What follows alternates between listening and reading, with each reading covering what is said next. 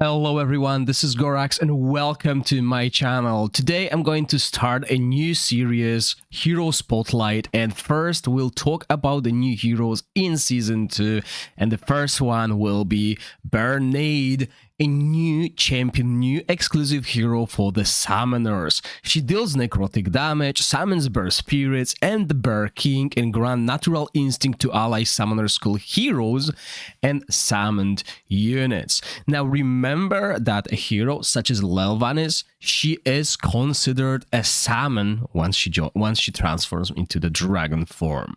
Her aura in the game will increase all allies' HP by 30% in the Battle of Feymander and Trial Breakthrough, so it's not that important, but will definitely help you with the Feymander if you struggle, although you can clear it easily as free to play. And I showed that in previous season. Each stack of Natural Instinct increases damage dealt by summoned units by 3% for 10 seconds and stacks to 20. It means that we will have a 60% increased damage, which is huge.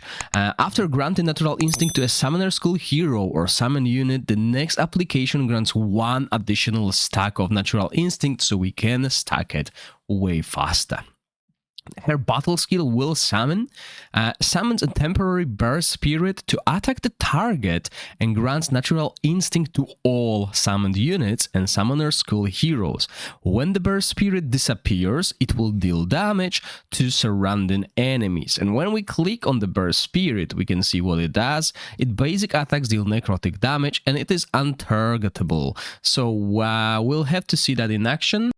So here we are, quick showcase of the skill. She's casting the battle skill, the bear goes there and quickly disappears. We can have multiple bears. At the second there was 2 bears, as you can see, and she goes into her ultimate, which I'll show you in a second by Luke's circle. Now we saw what her ultimate looks like, so let's have a look what it does. She summons the Bear King back to her hero and grants natural instinct to all undead creatures and summoner school heroes. For the next 6 seconds, she will ride her Bear King and continuously charge to the father's enemy, dealing damage to surrounding enemies every 1 second. At the end, she will return to the initial position and resummon the Bear King. During the charge, if any target on the field dies, Natural Instinct will be granted to all summon units and summoner school heroes. Let's have a look at the Bear King, and the basic attacks deals necrotic damage, and these are his stats. He is targetable. So that looks pretty solid. Let's have a look at her inspirations for those of you who are whalish and obviously want to know what we do here. I always forget about them. Let's include them this time. When the ally dies, she will heal by 15% max HP. The battle skill summons 2 bear spirits to attack. That will be huge damage increase. Her crit rate and crit damage is boosted by 10 and 20% respectively. She gains 30% attack on Inspiration 4, so those 2 will really increase her damage output, and increases the duration of the ultimate skill by 2 seconds. That's huge. That is huge. Okay, what I want to see first is how we could build her. But before that, let's not forget the talents. And with the change to the talents in Season 2, they are broken right now. In previous season, we could choose just 1 tree. In here, we can choose whatever skill we want from the tree. So we need to read all of them. When the hero HP is above 60%, their attack is increased by 10%. Not too bad. When casting an ultimate skill, the hero gains 1% attack. Good for long fights. When dealing damage with ultimate skill, deals additional damage based on hero's attack upon each hit. That's very good for multiple hitters, so I would choose that because I want to test something here with her ultimate as well. Next, we move on to another tree. Whenever an ally summons 1 summon unit, the hero gains 2% crit rate and this triggers up to 10 times, so 20% crit rate increase through that, plus 20 plus 10 from inspiration, that's 30, so you only need 70% on her.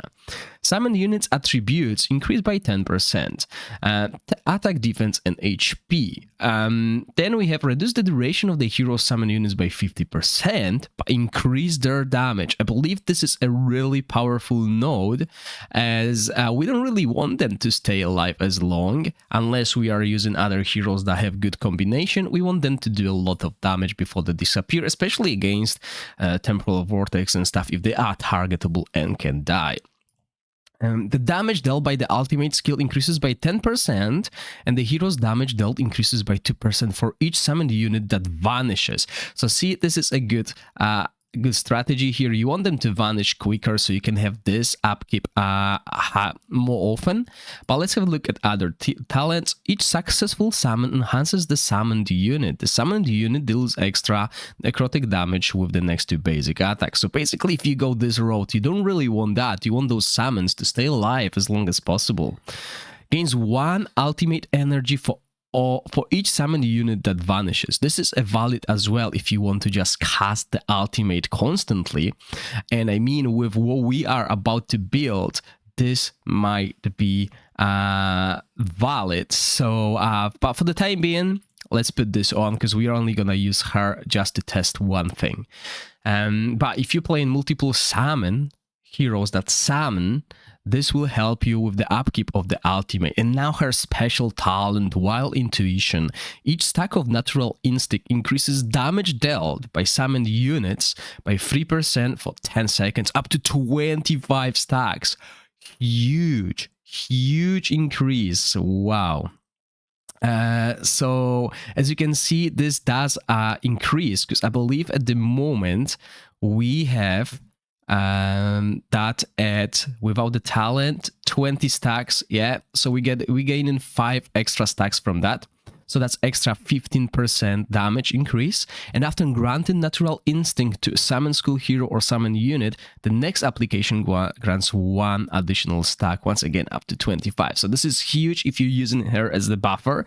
But if you are looking at something else, after casting the ultimate skill, all allied summon units deal extra necrotic damage for the 2 basic attacks, or for each summon unit that vanishes, increases her attack by 1% up to 30%. Okay, so for this time being, let's use her ultimate skill. Okay, so let's test one theory before we go over how to build her. So I've put an artifact that I really want to work on her, so we'll be able to see that when we cast the ultimate. And okay, we applied it only once. Okay, let's try it again. You see that artifact, its witches remain. I want to see if we can apply it to multiple targets, or yes, we can. So that's good news. It's definitely a valid option. Now, I was expecting this to proc a few times. It does, but obviously this is the multi-target. Let's have a look if we can apply this on single target. Okay, so single target, witches remain applier. Let's see if this works. That would be amazing, because then we don't need Urzulas with this artifact. So there we go. We hit so many times. It did resist a few times, but it did work. We managed to apply this, and let's try it once again. There we go, defense down, and I believe each hit has a chance to apply. So since this is a multi-hit, it works really well. Obviously, the more targets there are, the less times you hit, but if you increase the duration by 2 seconds, that means you're dealing more hits, so the chance is higher. So the issue with the new exclusive heroes is they do not have an exclusive artifact. So we'll have to use the existing artifacts, and the multiple ways we can build her. So I like the Witches Remain build. Obviously this will decrease her damage, but we still need to test if she can outdamage Lelvanis, for example, or if we run 4 summons, can Ursula still use it? Another valid option would be that we will increase the damage of the necrotic of her. Basically, when ally summons an undead creature necrotic damage dealt by the wearer will increase up to 6 stacks. Each stack can be separate duration, so this will increase her damage. We can obviously build her with downpipe organ, with attack and attack percentage, but we've been using that on Cinderella most of the time, so that will work. And we also have this necrosis artifact, but this grants us enlightenment, and she does not scale with enlightenment. She does scale with attack, so that would be a loss here. There is also no harm in building her with Hourglass to reduce the cooldown of this skill, especially if you have Inspiration 5. That will help you with increasing the duration of this, while also reducing the cooldown so the upkeep is higher.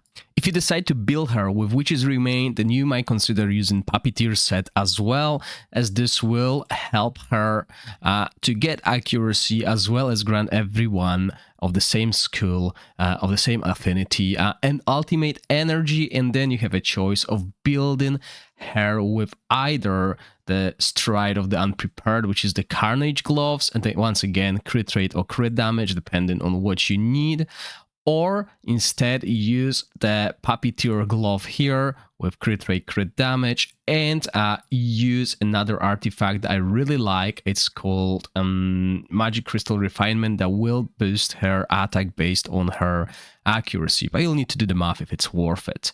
And yeah, I believe this is one of the builds that we can use on her. Obviously, when it comes to damage, you will want more damage, so basically you put something like this mask here. There might be other artifacts that are viable as well, and instead probably in the end game you'll be looking at running multiple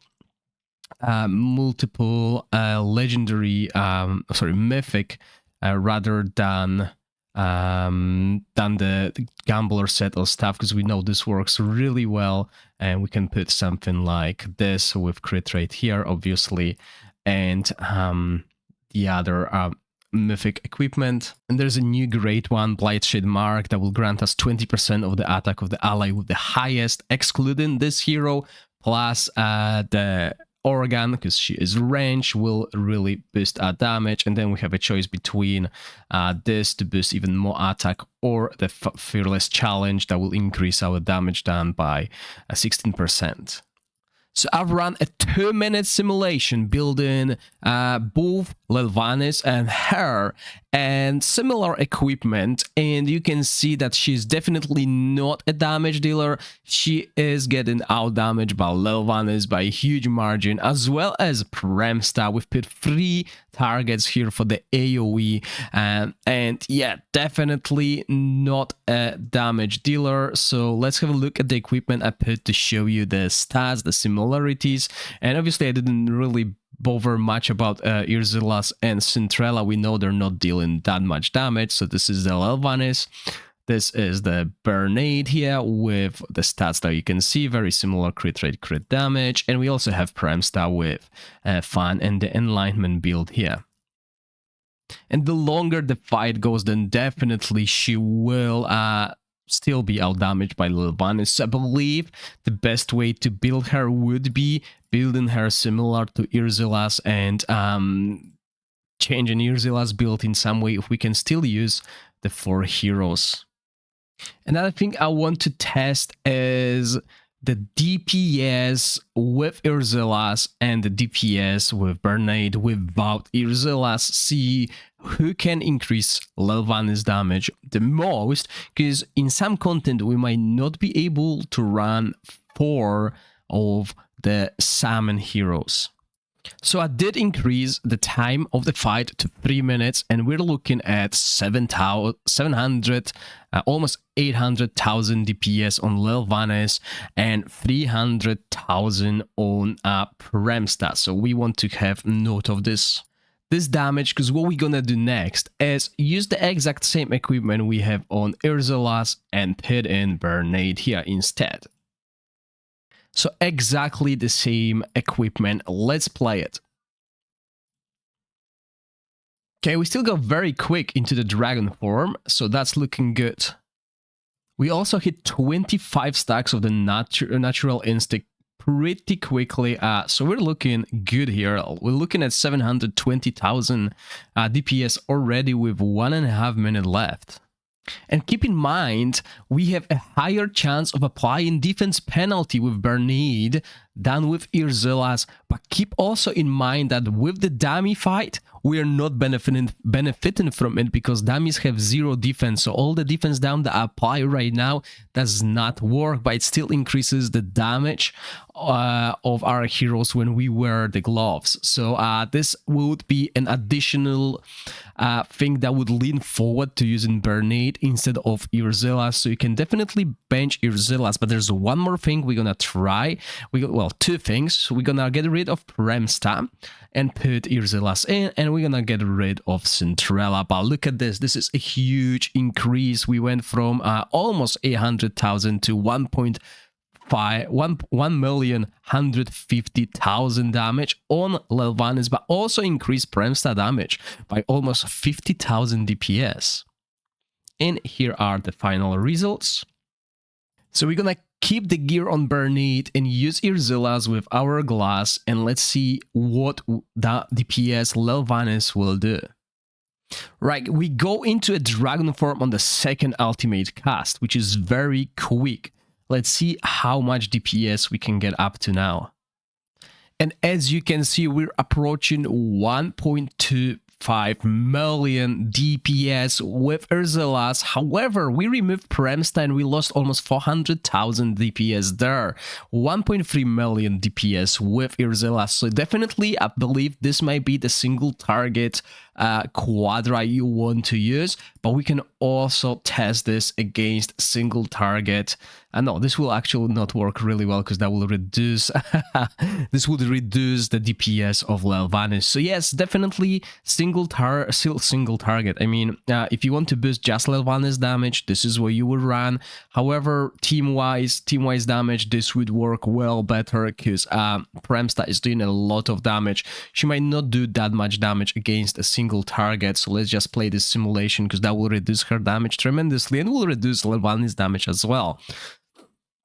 Okay, so against single target, we have Lelvanis with 450,000 DPS and Premsta with 200,000, so the total Steam damage would be at around 650,000, 630 at this point. Let's try the same thing with Urzilas. Let's just have that screen so we have confirmation here. So with Urzilas, we see a slight DPS increase on Lelvanis. However, the team loses a lot of damage that Premsta provides, as you can see here. So I believe Urzilas will become obsolete, but maybe there are other things that I'm missing. And obviously, we don't know the Continental Challenge bosses and whatever. But let me know in the comment section down below what you think about the new exclusive hero, Bernade, as I believe she is going to be a vital and crucial addition to the already powerful Salmon team. Once again, thank you all for watching. Stay safe. Bye.